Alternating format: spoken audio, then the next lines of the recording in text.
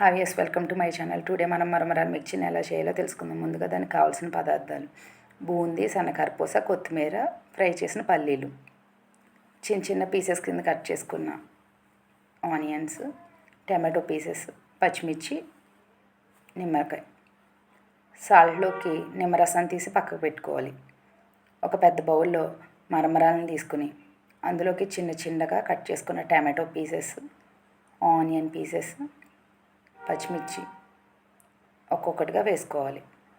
ఇది quick recipe.